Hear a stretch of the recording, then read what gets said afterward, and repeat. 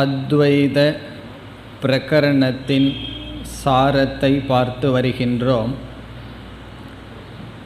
சென்ற வகுப்பில் ஜெகத் மித்யா, ஜீவன் மித்யா அல்லது ஜெகத்தும் படைக்கப்படவில்லை, ஜீவனும் படைக்கப்படவில்லை என்ற விஷயத்தில் ஜீவன் உண்மையில் தோன்றவில்லை என்று பார்த்து முடித்தோம். இதைத்தான் அஜாதிவாதம் என்று சொல்லப்படுகின்றது. இந்த பிரகரணத்தினுடைய மைய கருத்தே எதுவும் உண்மையில் தோன்றவில்லை, அஜாதிவாதம் அல்லது மித்யா சிருஷ்டிவாதம், இதை நிலைநாட்டுவதுதான். இதில் கௌடபாதர் முதலில் தர்க்கத்தினுடைய அடிப்படையில், யுக்தியினுடைய அடிப்படையில் ஜீவன் எப்படி உண்மையில் தோன்றவில்லை என்று நிலைநாட்டினார். அதற்கு அவர் பயன்படுத்திய யுக்தி ஆகாச திருஷ்டாந்தம். ஆகாசத்தினுடைய துணை கொண்டு எப்படி உண்மையில் ஜீவன் தோன்றவில்லை என்று நிலைநாட்டி, பிறகு உபனிஷத் வாக்கியங்களை கொடுத்து ஸ்ருதியின் மூலமாகவும் ஜீவன் உண்மையில் தோன்றவில்லை என்று நிலைநாட்டினார். இவ்விதம் ஏற்கனவே நாம் ஜீவ உற்பத்தி நிஷேதத்தை யுக்தியின் மூலமாகவும் ஸ்ருதியின் மூலமாகவும் பார்த்து முடித்தோம். இனி நாம் அடுத்து பார்க்க வேண்டி இருப்பது ஜெகத்து தோன்றவில்லை, யுக்தியின் மூலமாகவும் ஸ்ருதியின் மூலமாகவும் பார்க்க வேண்டும். ஜெகத் உற்பத்தி நிஷேதக யுக்தி ஸ்ருதி துவாரா, ஸ்ருதியின் மூலமாகவும் யுக்தியின் அடிப்படையிலும் ஜெகத் உண்மையில் தோன்றவில்லை. பிறகு நாம் பார்த்து கொண்டிருப்பது வெறும் தோற்றம் என்று நாம் பார்க்க வேண்டும். இதற்கு முன் கௌடபாதர் ஒரு கருத்து கூறினார், அத்வைதிகளுக்கு விரோதி இல்லை, அத்வைதிகள் துவைதிகளுடன் விரோதிப்பதில்லை என்று கூறினார். அந்த கருத்தை பார்த்து நாம் சென்ற வகுப்பில் முடித்தோம். இனி நாம் தொடர வேண்டும். 19வது காரிகை வரை உள்ள சாரத்தை நாம் பார்த்திருக்கின்றோம். இனி நாம் 20வது காரிகையிலிருந்து என்ன வருகின்றது என்று பார்க்க வேண்டும். 20லிருந்து 26வது காரிகை வரை ஜெகத் உற்பத்தி நிஷேதக, ஜெகத் தோன்றவில்லை என்று நிலைநாட்டுகின்றார். அதில் 20லிருந்து 22 வரை யுக்தி துவாரா. முதலில் 20, 21, 22 இந்த 3 காரிகைகளில் யுக்தியின் அடிப்படையில் இந்த உலகம் தோன்றவில்லை அல்லது தோன்றி அனுபவித்து கொண்டிருக்கின்ற உலகம் மித்யா என்று நிலைநாட்டுகிறார். இந்த இடத்தில் நாம் ஒரு கருத்தை பார்க்கலாம். பிரம்ம அத்வைதம் என்ற விஷயத்திலும் ஜெகத் மித்யா என்ற விஷயத்திலும் நமக்கு பிரமாணமாக இருப்பது உபனிஷத்தான், சப்த பிரமாணம் அல்லது ஸ்ருதி தான். ஸ்ருதியை பிரமாணமாக கொண்டுதான் பிரம்ம அத்வைதம் அல்லது சத்தியம் என்றும் ஜெகத் மித்யா என்றும் நாம் நிலைநாட்டுகின்றோம். ஆனால் யுக்தி எதற்கு என்றால், பிரம்மத்தை சத்தியம் என்றோ ஜெகத்தை மித்யா என்றோ தனியாக நிலைநாட்ட யுக்தி பயன்படுத்தப்படுவதில்லை. பிறகு இங்கு பயன்படுத்தப்படுகின்ற யுக்தி ஏற்கனவே ஒரு பிரமாணத்தின் மூலமாக நிலைநாட்டப்பட்டதை இந்த யுக்தியானது உறுதி செய்கின்றது. எப்படி என்றால், நம்முடைய அனுபவத்தில் சர்ப்பத்தை பார்க்கின்றோம், பாம்பை பார்க்கின்றோம். எதன் மீது?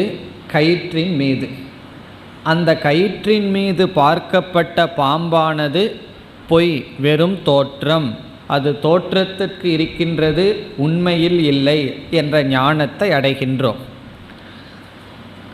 தோற்றத்தில் இருந்து கயிற்றிலிருந்து அது தோன்றிய போதிலும் அது அனுபவத்தில் இருந்தாலும் உண்மையில் இல்லை என்ற அறிவு நமக்கு அனுபவ பிரமாணத்தின் மூலமாக வந்துள்ளது. அதாவது கயிற்றினுடைய காரியமாக விவர்த்த காரியமாக வந்த விவர்த்த காரணமாக இருந்த கயிற்றிலிருந்து வந்த பாம்பானது மித்தியா என்ற ஞானம் நமக்கு அனுபவத்தின் மூலமாக கிடைத்துள்ளது. ஆகவே இங்கு நாம் ஒரு அனுமான வாக்கியத்தை மேற்கொள்கின்றோம். என்னவென்றால், இந்த பாம்பானது மித்தியா காரியமாக இருப்பதனால், கயிற்றுக்கு காரியமாக இருப்பதனால் என்ற நாம் ஒரு அனுமானத்தை மேற்கொள்கின்றோம். இதே போல ஜெகத்து மித்யா காரியத்துவாத், இந்த ஜெகத்தானது மித்யா, அது காரியமாக இருப்பதனால். இப்போ இந்த இடத்துல தான் மதபேதங்கள் உருவாகின்றது. மற்றவர்கள் கேட்கிறார்கள், ஜெகத் காரியம் என்று நீங்கள் எப்படி கூறுகிறீர்கள்? அப்பொழுதுதான் நாம் உபனிஷத்தை பிரமாணமாக கொண்டு ஆத்மனக ஆகாச சம்பூதக என்று நாம் சாஸ்திரத்திலிருந்து பிரம்மத்திடமிருந்து இந்த பிரபஞ்சம் வந்தது என்று எடுத்துக்கொள்கின்றோம்.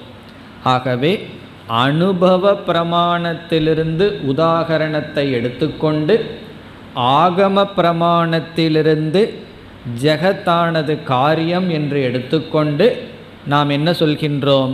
இந்த ஜெகத் மித்யா, அது காரியமாக இருப்பதனால் என்று யுக்தியானது ஜெகத் மித்யா என்று நிலைநாட்ட நாம் முழுமையாக சாஸ்திரத்தை சார்ந்து யுக்தியை பயன்படுத்துகின்றோம். இனி அந்த யுக்தியுடன் இப்பொழுது நாம் காரிகைக்குள் சென்று பார்க்க வேண்டும். நாம் இந்த 3 காரிகைகளில் ஜெகத் உண்மையில் தோன்றவில்லை, அது வெறும் தோற்றம் என்பதை யுக்தியின் மூலமாக பார்க்கிறோம். பிறகு நாம் ஸ்ருதியின் மூலமாக பார்ப்போம். இந்த 20வது காரிகையில் என்ன யுக்தி கையாளப்படுகிறது என்றால், எதற்கு ஜென்மம் இருக்கின்றதோ, தோற்றம் இருக்கின்றதோ, அதற்கு கண்டிப்பாக நாசம் இருக்கும். ஜென்ம யஸ்ய தஸ்ய நாசக, இந்த யுக்தியை இங்கு கையாளுகின்றோம். எதெல்லாம் தோன்றியதோ அதெல்லாம் கண்டிப்பாக அழிந்துதான் ஆகும். இதில் ஒரு விதிவிலக்கை நாம் கொடுக்க முடியாது. ஒன்று தோன்றியுள்ளது என்றால் அது அழிந்துதான் ஆக வேண்டும். ஆகவே இங்கு துவைதிகள் என்ன சொல்கிறார்கள்? சம்சார காலத்தில் இந்த உலகம் தோன்றியது, மோட்ச காலத்தில் அத்வைதமாக அந்த பிரம்மன் இருக்கின்றது. இந்த பிரம்மன் சம்சார காலத்தில் இந்த உலகமாக தோன்றினார், பிறகு பிரளய காலத்தில் அல்லது மோட்ச காலத்தில் மீண்டும் அத்வைதமானார் என்று துவைதிகள் கூறுகிறார்கள். இவர்களுக்கு துவைதாத்வைதவாதினக என்று பெயர். துவைதாத்வைதவாதினக என்றால் இவர்கள் துவைதிகளாகவும் அத்வைதிகளாகவும் இருக்கிறார்கள். எப்பொழுது துவைதிகள்? சிருஷ்டி காலத்தில். பிரளய காலத்தில் இவர்கள் அத்வைதத்தை பேசுவார்கள். இந்த வாதிகளை குறித்து கௌடபாதர் சொல்கின்றார், அஜாதஸ்ய ஏவ பாவஸ்ய ஜாதிம் இச்சந்தி வாதினக. இங்கு வாதிப்பவர்கள் பிறக்காத ஒன்றுக்குத்தான் பிறப்பை அவர்கள் கூறுகிறார்கள். பிறக்காத பிரம்மனுக்குத்தான் அவர்கள் பிறப்பை கூறுகிறார்கள். அஜாதக அமிர்தக பாவக கதம் மர்த்தியதாம் ஏஷ்யதி. பிறகு ஒரு கேள்வி கேட்கின்றார், பிறப்பது இறந்துதான் ஆகும், பிறக்காமல் அமிர்தமாக இருப்பது எப்படி நாசமடையாமல் இருக்கும்? அதாவது பிறக்காமல் அமிர்தமாக இருக்கின்ற ஒன்று எப்படி நாசமடையாமல் இருக்கும் என்றால் என்ன பொருள்? இங்கு பிரம்மன் பிறப்பதில்லை, அமிர்தமாக இருக்கிறது, நாசத்தை அடையாது. ஆனால் நீயோ இந்த பிரம்மன் பிறக்கின்றது என்று சொல்லி அழியாது என்று சொல்கின்றாய், அது தவறு. இப்போ இங்கே என்ன யுக்தியில் நாம் பதில் கூறுகின்றோம்? ஒன்று பிறந்தால் அது இறந்துதான் ஆகும். பிரம்மன் இந்த உலகமாக பிறந்திருந்தால் அவர் இறந்துதான் ஆக வேண்டும். ஆனால் அமிர்தமான பிரம்மன் எப்படி நாசத்தை அடையும்? அதனுடைய பொருள் என்ன? அமிர்தமான பிரம்மன் நாசத்தை அடையாது. ஆகவே ஜென்மத்தை நீ கூற முடியாது. உண்மையான பிறப்பை நீ கூறினால் நான் அந்த பிறந்தது நாசத்தை அடையும் என்று கூறுவேன். உன்னுடைய பிரம்மன், அமிர்தமான பிரம்மன் எப்படி நாசத்தை அடையும் என்பது இங்கு நம்முடைய பதில். ஆகவே இங்கு கையாண்ட யுக்தி என்னவென்றால், பிறப்பு எதற்கு இருக்கின்றதோ அதற்கு நாசம் இருக்கும். நீ பிரம்மன் பிறந்தது என்றால் பிரம்மன் நாசத்தை அடைந்ததாகும். ஆகவே பிரம்மன் பிறக்கவில்லை, பிறகு இந்த உலகம் வெறும் தோற்றம். இப்போ இந்த யுக்தியை கூறியவுடன் பூர்வபக்ஷி என்ன சொல்கின்றான்? பிறந்தது என்று சொன்னால்தானே உங்களுடைய நியமப்படி நாசத்தை அடையும் என்று சொல்வீர்கள். நான் மாறியது என்று சொல்கின்றேனே. பிரம்மன் இந்த உலகமாக பிறந்தது என்று சொன்னால் உங்களுடைய யுக்திப்படி பிறந்தது இறக்கும். நான் இந்த பிரம்மன் உலகமாக மாறியது, பிறகு மீண்டும் பிரம்மனாக மாறியது என்று சொல்கின்றேனே என்று பூர்வபக்ஷி வருகின்றான். இப்போ இந்த மாதிரி பூர்வபக்ஷி வருவதற்கு காரணம் என்ன? நம்ம என்ன சொல்லிட்டோம்? உன்னுடைய பிரம்மன் பிறந்ததுன்னு சொன்னால் அது இறந்ததாகும். எப்படி பிரம்மன் இறக்கும்? அப்படி இறக்கின்ற பிரம்மன் புருஷார்த்தம் அல்ல என்று சொல்லிவிட்டோம். அப்பொழுது பூர்வபக்ஷி சொல்கின்றான், நான் பிரம்மன் இந்த உலகமாக பிறந்ததாக சொல்லவில்லை, உலகமாக மாறியது. அதற்கு பதில் 21வது காரிகையில் வருகின்றது. இதுவும் ஒரு முக்கியமான காரிகை. இங்கு நம்முடைய அனுபவத்தின் அடிப்படையில் ஒரு கருத்து அல்லது பதில் சொல்லப்படுகின்றது. என்னவென்றால், இங்கு இனி ஒரு நியமத்தை, யுக்தியை பயன்படுத்துகின்றோம். அந்த யுக்தி என்னவென்றால், அந்யத் ந அந்யத் பவதி. இதுதான் இங்கு பயன்படுத்தப்படுகின்ற யுக்தி.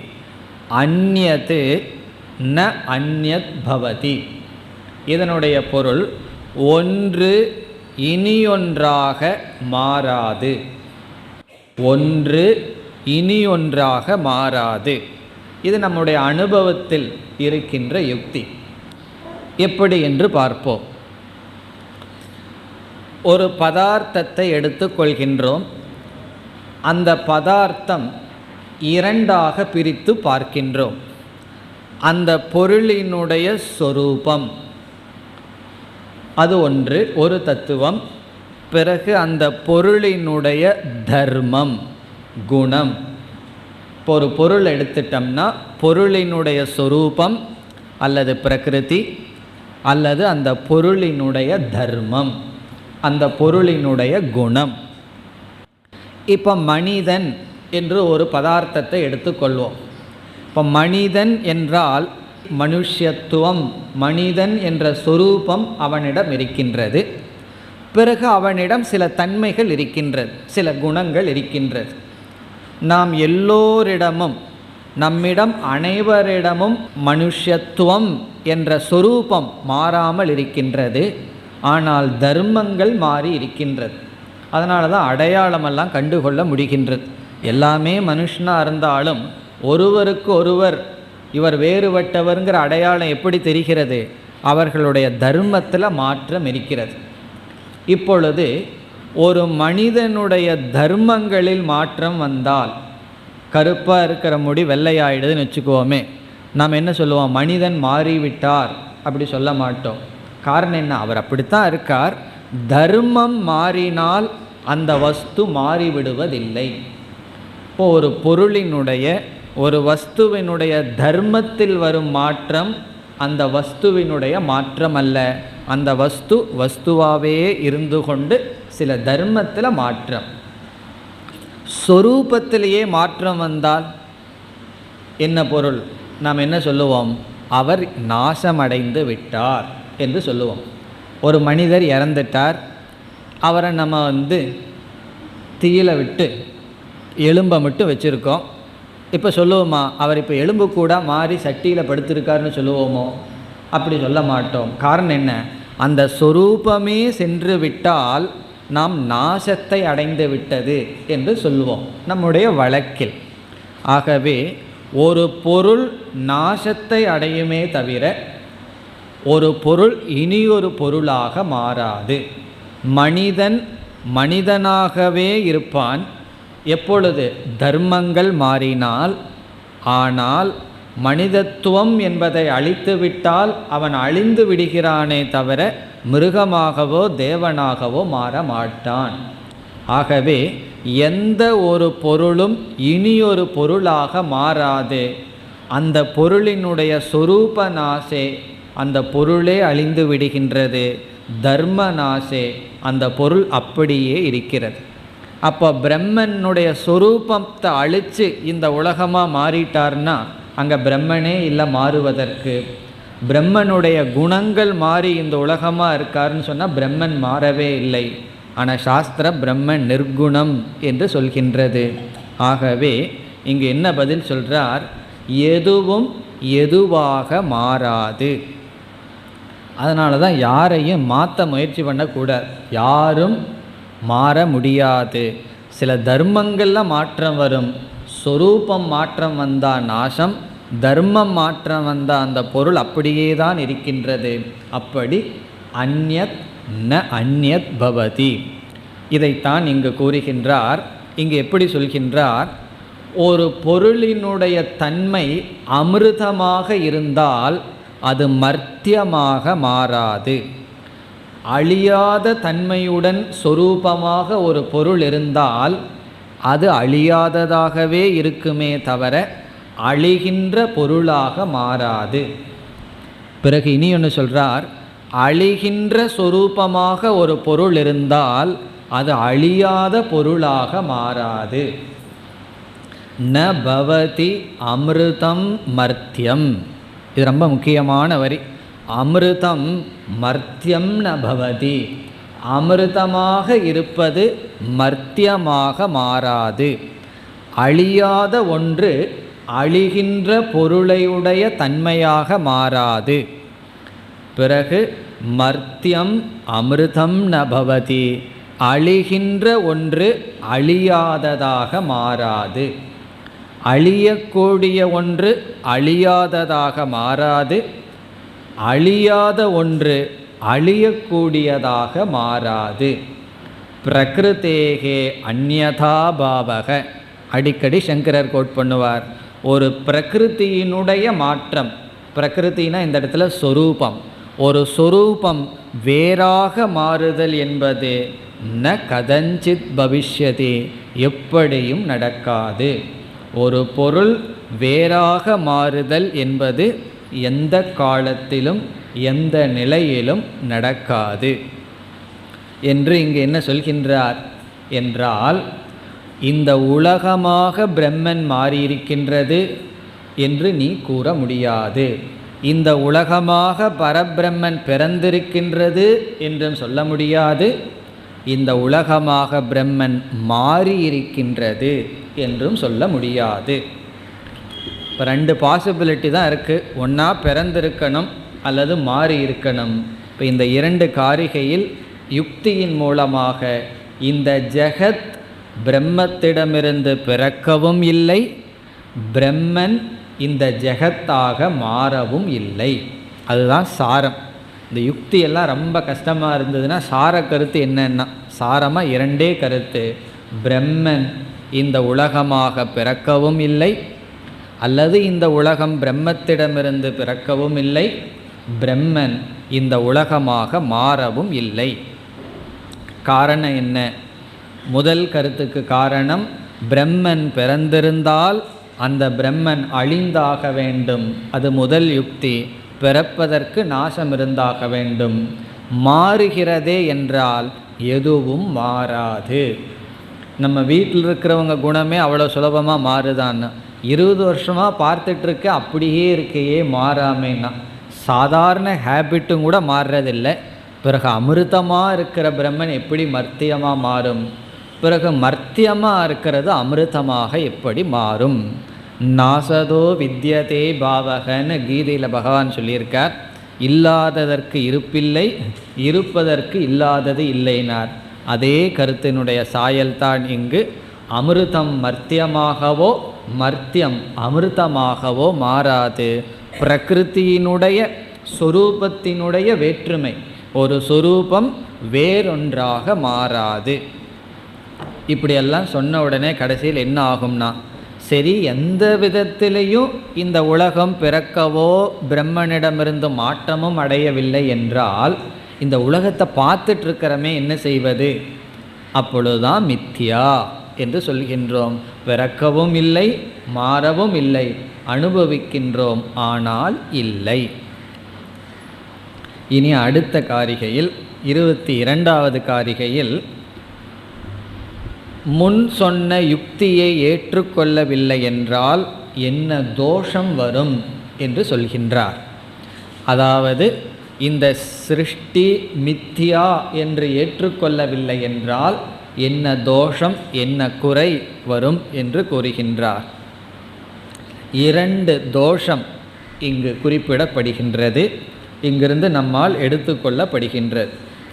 முதல் தோஷம் என்னவென்றால் அனிர்மோக்ஷ பிரசங்கம். அனிர்மோக்ஷ பிரசங்கக என்றால் மோக்ஷத்தையே அடைய முடியாது என்ற நிலை ஏற்பட்டுவிடும். அனிர்மோக்ஷ பிரசங்கக இது ஒரு தோஷம். எப்படி என்றால் இந்த சிருஷ்டி உண்மையாக இருந்தால் உண்மைக்கு மாற்றமே கிடையாது. பந்தம்ங்கிறது சத்தியமாக இருந்தால், இந்த பிரபஞ்சம்ங்கிறது சத்தியமாக இருந்தால் அந்த இருக்கின்ற சத்தியத்திலிருந்து நாம் விடுதலையே அடைய முடியாது. இப்போ நம்ம தலை இருக்குது, அந்த தலையில் வலி வருது, தலைவலி.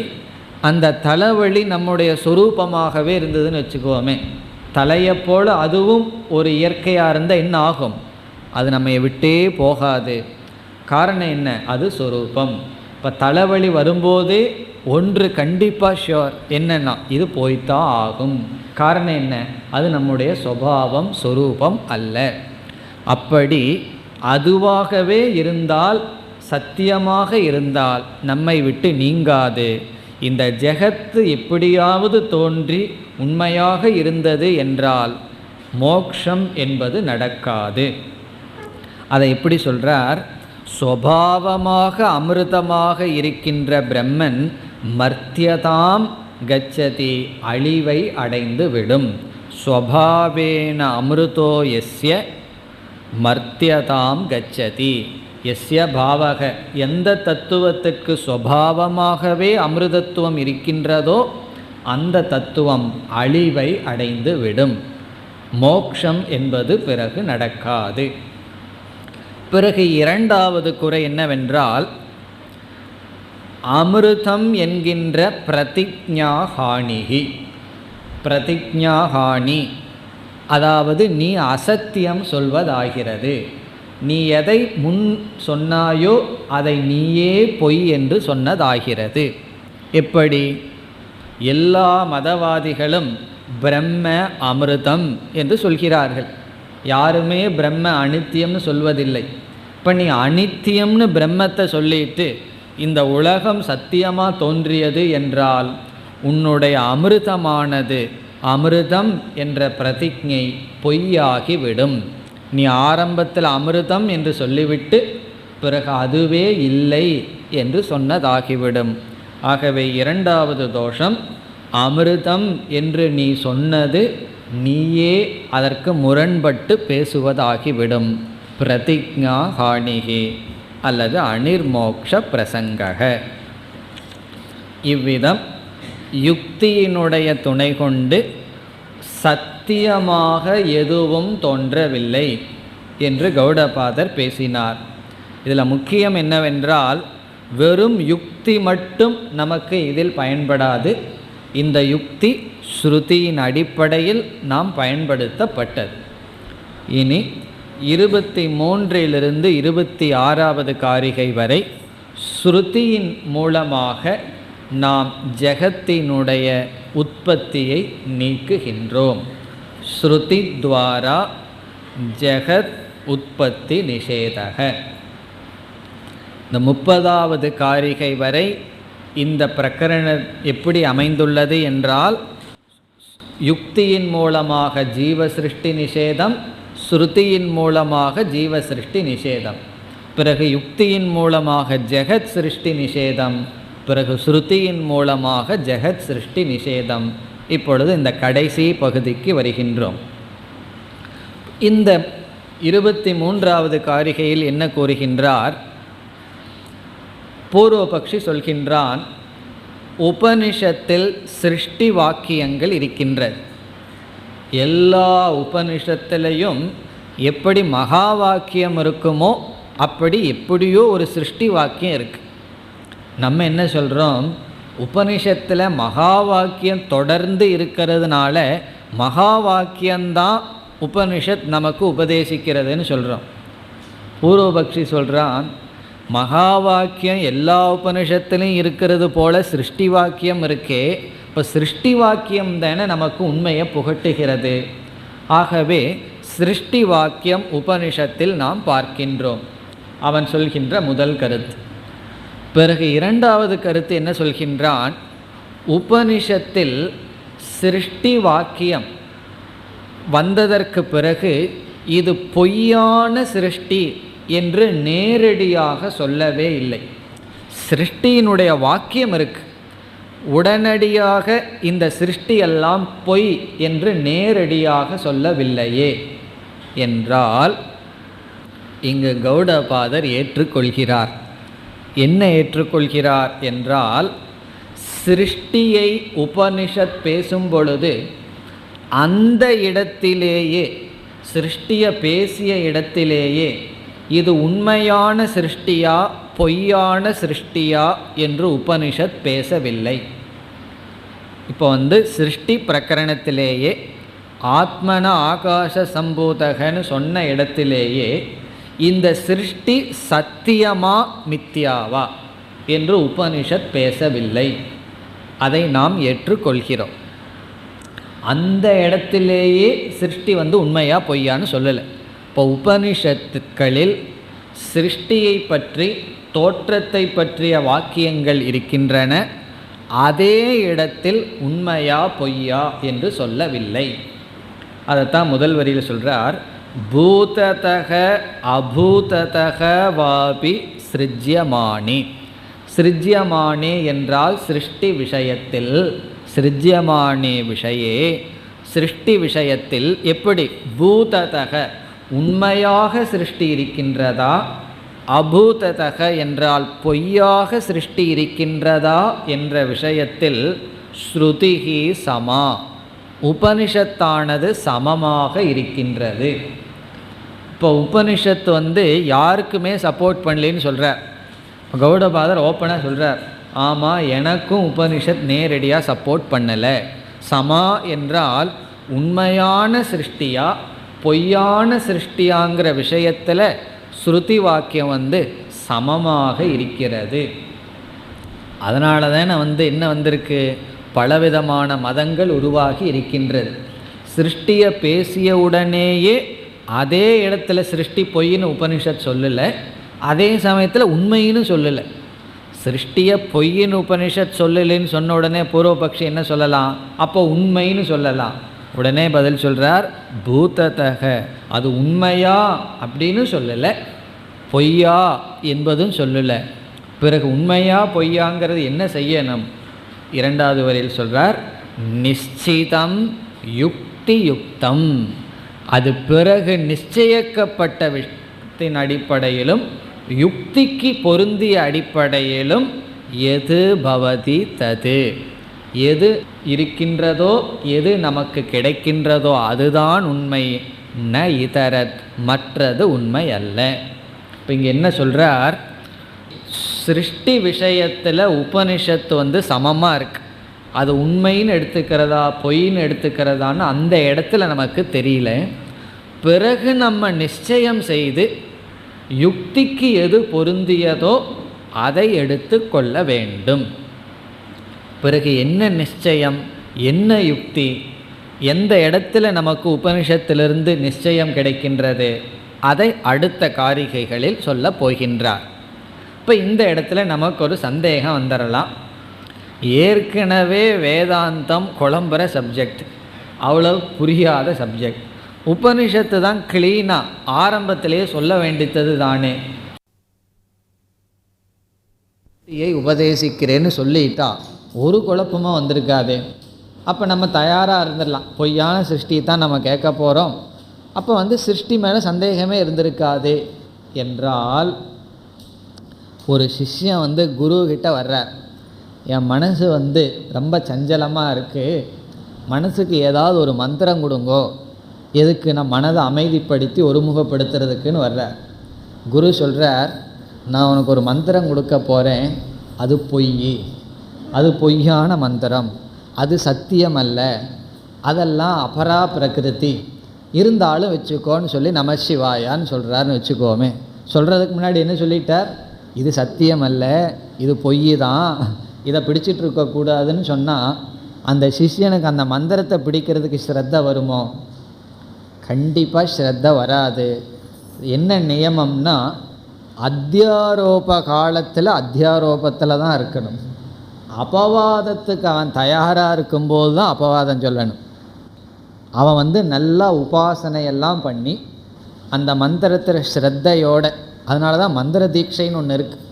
அதற்கெல்லாம் சத்தியத்துவத்தை எல்லாம் கொடுத்து அதற்கு எத்தனையோ நியமங்களெல்லாம் வச்சு, இந்த மந்திரத்தை நீ பிடிச்சிக்கோ, இதுதான் சத்தியம்னு சொன்னால் அவன் ஸ்ரத்தையோடு அந்த மந்திரத்தை பிடிச்சு உபாசனை பண்ணி பண்ணி அதனுடைய பலனை அடைஞ்சு பிறகு என்ன செய்வான், அதிலேயே ஒட்டிகிட்டு இருக்கும்போது அடுத்ததற்கு விசாரத்திற்கு தகுதியாகும்போது குரு என்ன சொல்லணும், இனி இந்த மந்திரத்தை விட்டுரு, அது அபவாத காலம். இப்போ அத்தியாரோப காலத்தில் அத்தியாரோபத்தை தான் பண்ணணும், அபவாத காலத்தில் அபவாதத்தை தான் பண்ணணும். ஆகவே ஸ்ருதி சிருஷ்டியை பற்றி பேசும்போது சிருஷ்டியை நிஷேதம் பண்ணி பேச முடியாது. நிஷேதம் பண்ண இப்படி பேசுறது, அதனால தான் அதை பின்னாடி உபனிஷத் வைத்து கொள்கின்றது. ஆகவே சிருஷ்டியை பற்றி பேசும் பொழுது அதில் அவனுக்கு ஸ்ரத்த வரணும். இந்த பிரபஞ்சம் பிரம்ம காரியங்கிற புத்தி அவனுக்கு வரணும். ஏன் சிருஷ்டியை உபனிஷத்தில் பேசப்பட்டுள்ளது, இது காரியங்கிற புத்தி அவனுக்கு வரணும். எப்படியாவது சிஷ்யனுடைய மனதில் உபனிஷத் இந்த ஜெகத் காரியங்கிற புத்தியை ஏற்றணும். அதற்கு எவ்வளவு அத்தியாசம் பண்ணாலும் தப்பு கிடையாது. நம்ம வேதாந்தத்தில் அத்தியாரோபம்னு சொல்கிறத, அத்தியாரோபம்னா தெரியுமல்லவா, தெரிஞ்சே நம்ம தவறான ஒன்று பிறகு நீக்க போகிற ஒன்றை தெரிஞ்சே ஏற்றி வைப்பது. இதை மனோதத்துவ நிபுணர்கள் ஹெல்த்தி இல்யூஷன் என்று அழைக்கிறார்கள். இல்யூஷன் தான், ஆனால் ஹெல்த்தி இல்யூஷன். சைவ சித்தாந்தத்திலையெல்லாம் சுத்த மாயா என்று சொல்லுவார்கள். அசுத்த மாயா, சுத்த மாயா. சுத்த மாயைன்னு என்ன, நமக்கு மோட்சத்திற்கு துணை புரிகின்ற பொய், துணை புரிகின்ற மாயை. சில பொய் கஷ்டப்படுத்தும், சில பொய்களெல்லாம் நமக்கு படிகளாக அமையும். ஆகவே உபனிஷத் பொய்யை சொல்லும் பொழுது இது பொய்ன்னு சொல்லாமல் சொல்லுது. காரணம் என்ன, பிறகு தெளிஞ்சுக்குவோம். அந்த இடத்துல பொய்யையே மெய்யா பிடிச்சாதான் சிஷ்யர்கள் மேலே வர முடியும். ஆகவே இங்கே சொல்கிறார், உபனிஷத் சிருஷ்டி விஷயத்தில் சத்தியம்னு சொல்லலை, அசத்தியம்னு சொல்லலை. பிறகு நம்ம நிச்சயம் பண்ணித்தான் முடிவு செய்ய வேண்டும்.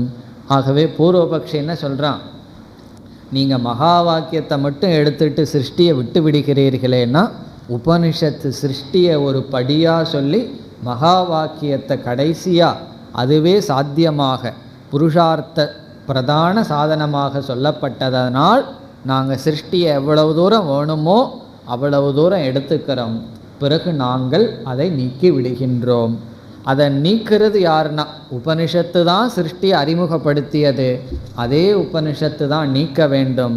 பிறகு எங்கு அபவாத சமயத்தில் உபனிஷத் நீக்கியது என்றால் அடுத்த காரிகையில் கூறுகின்றார். 24வது காரிகையில் 3 வாக்கியங்கள் கொடுக்கப்படுகின்றது. 3 ஸ்ருதி வாக்கியங்கள். எதற்குனா சிருஷ்டி மித்தியா என்று நிலைநாட்ட, சிருஷ்டி மித்தியாத்துவ ஸ்தாபனார்த்தம் அதை நிர்ணயிக்க 3 ஸ்ருதி வாக்கியங்கள் இங்கு கூறுகின்றார் கௌடபாதர். அது நேரடியாக நமக்கு காரிகையில் வருகின்றது. நேக நானாஸ்திச்ச ஆம்னாயாத், நேக நானாஸ்தி கிஞ்சன, மிருத்யோச மிருத்யும் ஆப்னோதி அல்லது மிருத்யோச மிருத்யும் கச்சதி ய இக நானேவ பஷ்யதி. இது கட்டோபனிஷத் முதல் சுருதி. ந இக நானா அஸ்தி, இங்கு வேற்றுமை இல்லை, இங்கு இருமைகள் இல்லை. எந்த உபனிஷத்து சிருஷ்டியை சொல்லுச்சோ அதே உபனிஷத் என்ன சொல்கின்றது? இங்கு வேற்றுமை இல்லை என்று நீக்கப்பட்டுள்ளது. இனி அடுத்த ஸ்ருதி பிருஹதாரண்யகத்தில் இந்திரக மாயாபிகி இத்யபி 2:5-19 பிருஹதாரண்யகத்தில் இந்திரக மாயாபிகி புருரூபக ஈயதே. இந்திரகன இந்த இடத்துல ஈஸ்வரன், தேவேந்திரன் அல்ல, ஈஸ்வரன். மாயாபிகி என்றால் உபாதிபிகி, உபாதிகளினால். புருரூபக என்றால் பகுரூபக, ஈயதே என்றால் பிரதீயதே. ஈஸ்வரன் உபாதிகளினால் பல ரூபமாக காட்சியளித்து கொண்டிருக்கின்றார். இப்போ இந்த வார்த்தை எதை காட்டுகிறது? அந்த பரபிரம்மன் வெறும் உபாதி வசத்தினால பல ரூபமாக தெரிந்து கொண்டு இருக்கின்றார். ஆனால் என்ன, அவர் உண்மையில் தோன்றவில்லை, வெறும் தெரிந்து கொண்டுதான் இருக்கின்றார். பிறகு 3வது ஸ்ருதி அஜாயமானக பகுதா விஜாயதே. அஜாயமானக பிறக்காதவர் விதவிதமாக தெரிந்து கொண்டு இருக்கின்றார். அஜாயமானக பிறக்காத ஒருவர், பகுதா விஜாயதே விதவிதமாக காட்சியளித்து கொண்டிருக்கின்றார். இப்போ இந்த வாக்கியங்களெல்லாம் நமக்கு எதை காட்டுகிறது என்றால் சிருஷ்டி மித்யா. இதுதான் யுக்தி யுக்தங்கிறது. யுக்தியின் அடிப்படையில் பார்த்தால் நமக்கு முன் சொன்னது ஒரு படியாக உள்ளது என்று விளங்குகின்றது. இனி அடுத்த காரிகையில் மீண்டும் உபனிஷத்தை பிரமாணமாக காட்டி சிருஷ்டி பொய் என்று நீக்குகின்றார். இங்கு இவர் எடுத்துக்கொள்வது ஈசாவாஸ்ய உபனிஷத்தில் ஹிரண்ய கர்ப்பனுடைய உபாசனை நிந்திக்கப்பட்டுள்ளது. ஈசாவாஸ்யத்தில் நம்ம பார்த்தோம் சொன்னால் ஹிரண்ய கர்ப்ப உபாசனையும் மாயா பிரகிருதி உபாசனையும் பேசப்பட்டு நிந்தனை செய்யப்பட்டுள்ளது. இங்கு கௌடபாதர் என்ன செய்கின்றார்? உபனிஷத் காரிய பிரபஞ்சத்தையும் காரண பிரபஞ்சத்தையும் நீக்கியுள்ளது. இப்போ காரியத்தையும் காரணத்தையும் நீக்குவதிலிருந்து உண்மையான தத்துவம் காரிய காரணத்திற்கு அப்பாற்பட்டது என்று நமக்கு சித்திக்கின்றது. காரிய காரண நிஷேதத்தின் மூலமாக காரிய காரண விலக்ஷணம்தான் சத்தியம் என்று நமக்கு கிடைக்கிறது. ஈசாவாஸ்யத்தில் ஒரு சொல் பயன்படுத்தப்பட்டுள்ளது, சம்பூதி என்ற சொல் பயன்படுத்தப்பட்டுள்ளது. சம்பூதி, பூதி என்றால் செழிப்பு என்று பொருள். சம்பூதி என்றால் நன்கு செழிப்பானது. இது ஹிரண்ய கர்ப்பனை குறிக்கின்றது. சம்பூதி ஏன்னா அவர் தான் முதல்ல தோன்றி செழிப்பாக இருந்தார். நம்மெல்லாம் தோன்றுவதற்கு முன்னாடி இந்த பூமி எப்படி இருந்திருக்கும்? நல்லா செழிப்பாக இருந்திருக்கும். நம்ம தான் என்ன பண்ணியிருப்போம்?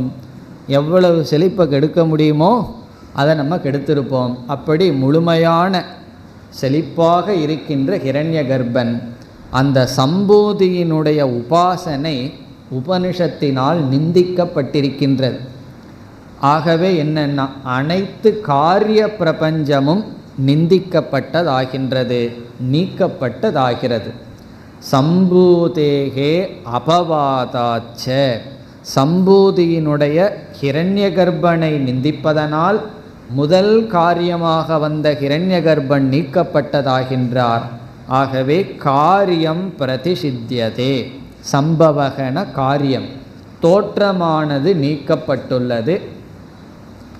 பிறகு மீண்டும் பிருகதாரண்யக உபனிஷத்தில் கோன் கக நு ஏனம் ஜனயேத், இந்த ஆத்மாவை யார் தோற்றி வைக்க முடியும் என்று காரணமானது நீக்கப்பட்டிருக்கிறது.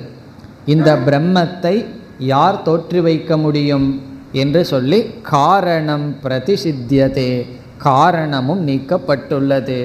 இவ்விதம் காரிய காரணம் இந்த இரண்டினுடைய நிஷேதத்திலிருந்து நமக்கு என்ன கிடைக்கின்றது என்றால் காரிய காரண விலக்ஷண தத்துவம் கிடைக்கின்றது என்று மீண்டும் உபனிஷத்தின் துணை கொண்டு சிருஷ்டியானது நீக்கப்பட்டுள்ளது. பிறகு 26வது கடைசி ஸ்லோகத்தில் நேக நானாஸ்தி என்று சொல்லி பிறகு நேதி நேதி என்று பிரசித்தமான வாக்கியம் எடுத்துக்கொள்ளப்படுகின்றது. ச ஏஷ நேதி நேதி இதி. கொஞ்சம் வேதாந்தத்துக்குள்ளே வந்த உடனே இந்த வார்த்தையை கேட்டிருக்கோம், நேதி நேதி. நேதி நேதினா என்ன? ந இதி ந இதி. உபனிஷத்தில் இந்த நேதிங்கிறதுக்கு முன்னாடி 2 தத்துவம் அறிமுகப்படுத்தப்பட்டது. மூர்த்தம் அமூர்த்தம், மூர்த்தாமூர்த்தம் என்று சொல்லப்படும். மூர்த்தம்னா இந்த பிரபஞ்சத்தையே ஜெகத்தையே 2ஆக பிரிக்கப்பட்டு மூர்த்த பிரபஞ்சம் அமூர்த்த பிரபஞ்சம். கண்ணுக்கு தெரிகிற கண்ணுக்கு தெரியாத காரியத்திலேயே மூர்த்தாமூர்த்தம் இருக்குது. ஆனால் காரியம் மூர்த்தம், காரணம் அமூர்த்தம். ஏன்னா இந்திரிய கோச்சரமாக இல்லை. அந்த 2ம் இல்லை என்பதைத்தான் 2 நேதி. காரணத்துக்கு ஒரு ந, காரியத்துக்கு ஒரு நகாரம் என்று மூர்த்தாமூர்த்த பிரபஞ்சத்தை நீக்கி பிறகு தத்துவமசி என்ற உபதேசம் உபனிஷத்தினால் செய்யப்பட்டுள்ளது. ச ஏஷ நேதி நேதி, இந்த ஆத்மா இந்த பிரபஞ்சம் அல்ல என்று இந்த மூர்த்தாமூர்த்த பிரபஞ்சத்தை ஆத்மாவாக எடுத்துக்கொள்ளக்கூடாது என்ற பாவனையில் உபனிஷத் செய்துள்ளது என்று இந்த காரிகைகளில் 20லிருந்து 26 வரை ஜெகத் நிஷேதமானது செய்யப்பட்டுள்ளது. இனி நாம் முடிவுரைக்கு வருகின்றோம். 27லிருந்து 30வது காரிகை வரை அஜாதிவாத உபசம்ஹாரம், அஜாதிவாதமானது முடிக்கப்படுகின்றது. எப்படி முடிக்கின்றார் என்று பார்ப்போம். கடைசி 4 காரிகைகள் முடிவுரை. அதாவது இந்த பிரகரணத்தினுடைய மைய கருத்தே எதுவும் தோன்றவில்லை என்பது. எதுவும் என்பதை நாம் 2ஆக பிரித்தோம். ஜீவன் ஜெகத் என்று 2ஆக பிரித்தோம். இவைகளெல்லாம் தோன்றியிருக்கும் என்ற நிலையில் தோன்றியுள்ள அனைத்தையும் ஜீவன் ஜெகத்துன்னு பிரித்தோம். அந்த ஜீவனை பிறக்கவில்லை என்று நாம் பார்த்தோம்.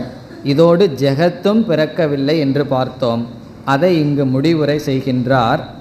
இங்கு 27வது காரிகையில் என்ன சொல்கின்றார்? எந்த ஒன்றும் தோன்ற வேண்டும் நமக்கு கண்ணுக்கு தெரிகின்றதோ அது அசத்திலிருந்து தெரிய முடியாது. அதற்கு சத் உபாதானமாக இருந்தாக வேண்டும். இந்த சிருஷ்டியை பார்த்துட்டு பூர்வபக்ஷி என்ன சொல்கிறான்? இந்த உலகம் சத்தியம்னு சொல்கின்றான். நம்ம என்ன சொல்கிறோம்? இந்த சிருஷ்டியிலிருந்து, பொய்யான சிருஷ்டியிலிருந்து மெய்யான ஒரு சத்துவஸ்து இருக்குன்னு நம்ம சொல்கிறோம். பார்க்கறது ஒன்று, முடிவு செய்கிற முடிவு முழுமையாக வேறா இருக்கு. இதுதான் பெரிய ஆச்சரியம். நம்ம பார்க்கறது ஒன்றையே பார்க்குறோம். ஒருத்தர் ஒரு முடிவு செய்கிறான், இனி ஒரு முடிவு செய்கின்றான். இந்த உலகத்தை பார்த்துட்டு துவைதி என்ன முடிவு செய்கிறான்? உலகம் சத்தியம்னு. இந்த உலகத்தை பார்த்துட்டு அத்வைதி முடிவு செய்கின்றான் பிரம்ம சத்தியம்னு. அதற்கு என்ன காரணம் என்றால், சத்திலிருந்து தான் அசத்தாக இந்த மித்யாவானது தோன்ற முடியும். கயிற்றிலிருந்து பாம்பை பார்த்துட்டு ஒருத்தன் பாம்பு சத்தியம்னு சொல்கிறான், இனி ஒருத்தன் அங்கே கயிறு சத்தியமாக இருக்குன்னு சொல்கின்றான். காரணம் என்ன? கயிறு இருந்ததுனால தான் பாம்பு தெரிஞ்சிருக்கு. இப்போ உனக்கு பாம்பு தெரியுதுன்னு சொன்னால் அந்த இடத்துல பாம்பு இல்லைன்னா ஏதோ ஒன்று சத்தியமாக இருக்கின்றது. அதை இங்கு கூறுகின்றார். சதக மாயையா ஜென்ம யுஜ்யதே. சதக, சத்திலிருந்து தான் பொய்யாக ஒரு ஜென்மம் நடைபெறும். இந்த இடத்துல சதகங்கிறதுக்கு ரெண்டு பொருள், 5வது விபக்தியும் 6வது விபக்தியும். சத்து நிமித்தமாக, சத் உபாதானமாக. சத்தினுடைய பொய்யான ஜென்மம், சத்திலிருந்து பொய்யான ஜென்மம் தோன்றும். இப்போ இந்த உலகத்தை நம்ம பார்த்த உடனே என்ன முடிவு பண்ணுறோம்? இதற்கு மூலம் சத் நிமித்தமாகவும் உபாதான காரணமாகவும் இருக்க வேண்டும். ந தத்துவதக, உண்மையில் ஜென்மமானது கிடையாது. ஆகவே இந்த உலகம் எதை காட்டுதுன்னா, பொய்யான இந்த உலகம் மெய்யான ஒரு பொருளை காட்ட பயன்படுகின்றது. அதனால தான் இந்த உலகத்து மீது நமக்கு குறையோ வெறுப்போ வேண்டாம். வைராகிய காலத்தில் வெறுப்பை வச்சுக்கலாம்.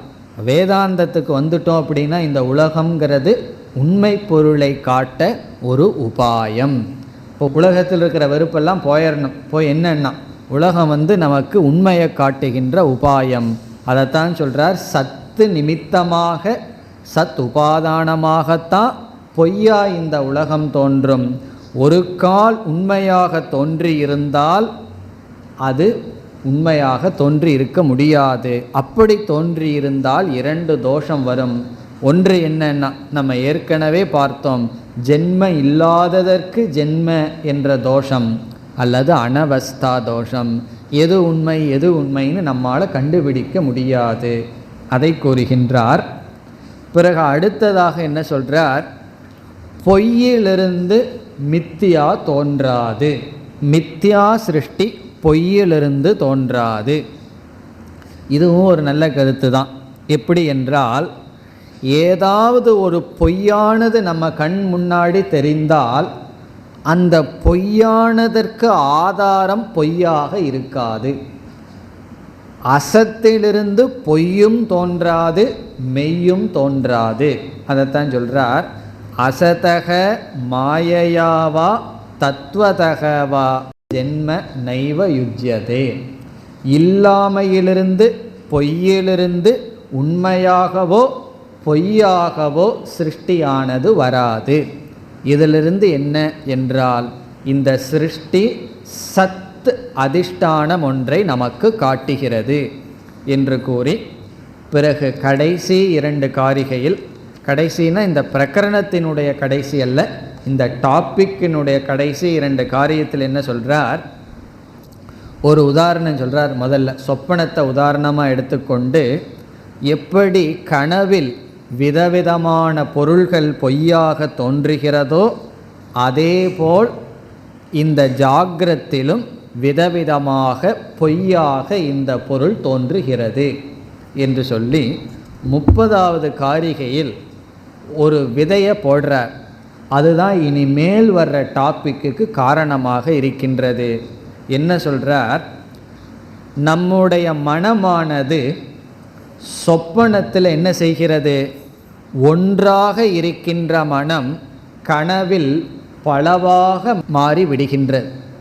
கனவுல பார்க்கிற ஒவ்வொரு பொருளும் ஒரே ஒரு மனதினுடைய விகாரங்கள் தான். அப்படி சொல்லிட்டு என்ன சொல்லிட்டார் திடீர்னு கௌடபாதர்? அதே போல இந்த ஜாகிரத் அவஸ்தையிலும் உன்னுடைய மனதினுடைய விகாரம்தான் இந்த ஜாகிரத் அவஸ்தை.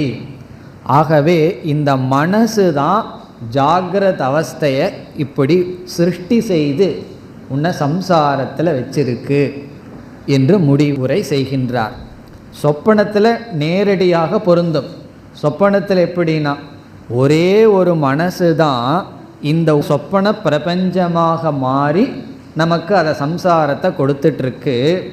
அதே போல் அத்வயம் மனக, இரண்டற்ற இந்த மனசு தான் ஜாகிரத் பிரபஞ்சத்தையும் உருவாக்கி நம்மை சம்சாரத்தில் வைத்திருக்கின்றது என்று முடிவுரை செய்கிறார். இப்படி முடிவுரை செய்த உடனே நம்ம மனசில் என்ன தோணும்? நம்ம மனசு தான் சொப்பனத்தை உருவாக்கி சம்சாரத்தை கொடுத்துட்ருக்கு, அதே போல் நம்ம மனசு தான் ஜாகிரத் பிரபஞ்சத்தையும் தோற்று வச்சு நமக்கு சம்சாரத்தை கொடுக்குது. ஆகவே என்ன பண்ணணும்னா, இந்த மனசு தானே இந்த வேலை செய்கின்றது, ஆகவே இந்த மனதை என்ன பண்ணிடணும்? நாசம் செய்ய வேண்டும். இப்போ மனோ நாசம்தான் நமக்கு மார்க்கம் என்ற எண்ணம் நேரடியாக வரும். எப்பொழுதுனா 30வது காரிகையை படித்தால். இங்கே படித்தால் படிக்கவே இல்லைன்னா இந்த சந்தேகம் வராது. இந்த காரிகையை படித்த உடனே முதல் வரியில் என்ன சொல்லிட்டார்? சொப்பன பிரபஞ்சத்தை உருவாக்கி நம்ம எப்படி மனசு பந்தப்படுத்துதோ அப்படியே ஜாகிரத் பிரபஞ்சத்தை நம்ம மனசு உருவாக்கி அதுவே பந்தப்பட்டுருக்கு. ஆகவே இந்த மனதை நாசப்படுத்தினாத்தான் நம்ம கடை தேறுவோம்ங்கிற சந்தேகம் வந்தவுடனே 31வது காரிகையிலிருந்து இந்த பிரகரணம் முடியும் வரை 31லிருந்து 47 வரை நமக்கு வர்ற இருக்கிற டாபிக் மனோநாசக. மனோநாசத்தை பற்றி பேசுகிறார். ஏன் மனோநாசத்தை பற்றி பேசணும்? இந்த மனசு தான் ஜாகிரத் பிரபஞ்சத்தை உருவாக்கி நம்ம என்ன செய்கிறது? பந்தப்படுத்தி உள்ளது. ஆகவே மனதை நாசப்படுத்த வேண்டும். இந்த மனோநாசம்ங்கிறதுக்கு கௌடபாதர் இங்கு பயன்படுத்துகின்ற வார்த்தை அமணி பாவக. அமணி பாவக என்றால் மனமற்ற நிலை. நம்ம எதை அடையணும்? மனமற்ற நிலையை அடைய வேண்டும். மனோநாசத்தை நாம் அடைய வேண்டும் என்று கூறி இந்த மனோநாசம்னா என்ன என்றெல்லாம் விளக்கம் கொடுக்க போகின்றார். இந்த பகுதி நிதித்தியாசனம் என்ற தலைப்பின் கீழ் வருகின்றது. இப்போ இனி நாம் 31லிருந்து 47 வரை நிதித்தியாசனம் என்ற தலைப்பில் பார்க்க இருக்கின்றோம். இந்த பகுதியை நம்ம கொஞ்சம் விளக்கமாக பார்க்கலாம். மிக முக்கியமான பகுதி. இதில் நிதித்தியாசனத்துடன் சம்பந்தப்பட்ட பல கருத்துக்களை கௌடபாதர் கூறுகின்றார். இந்த மனோநாசம், மனதற்ற பரிசுத்த நிலை அல்லது அமணி பாவக, இதையெல்லாம் நம்ம கேள்விப்பட்டிருப்போம். இதில் பலர் இதை தவறாக பொருள்படுத்தி கொண்டு இருக்கின்றார்கள். அதற்கு காரணமும் இருக்கின்றது. அதற்கு என்ன காரணம்னெல்லாம் நாம் பார்க்க போகின்றோம். இப்போ இதுவரை கௌடபாதர் சாஸ்திரத்துக்கும் குருவுக்கும் முக்கியத்துவம் கொடுத்து கொண்டு வந்தார். என்றைக்குமே சிரவண மனன காலத்தில் முக்கியத்துவம் யாருக்குன்னா நமக்கு கிடையாது, சாஸ்திரத்துக்கும் குருவுக்கும் தான். அப்போ என்ன பண்ணணும்னா நம்ம புத்தியெல்லாம் மூட்டை கட்டி வச்சிடணும்.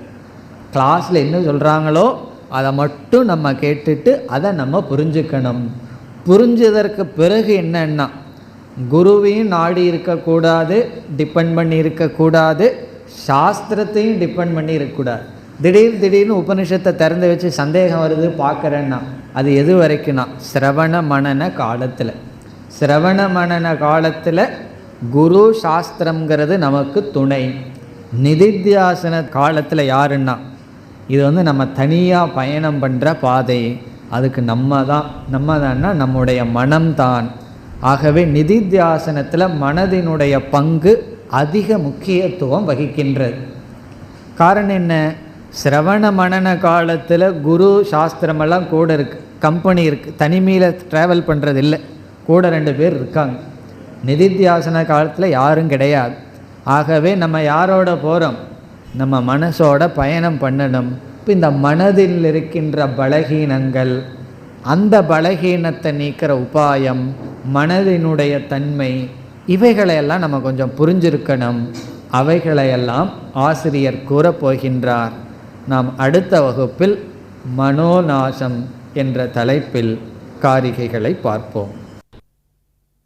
ஓம் பூர்ணமதః பூர்ணமிதம் பூர்ணாத் பூர்ணமுதச்யதே பூர்ணஸ்ய பூர்ணமாதாய பூர்ணமேவாவசிஷ்யதே. ஓம் சாந்தி சாந்தி சாந்தி.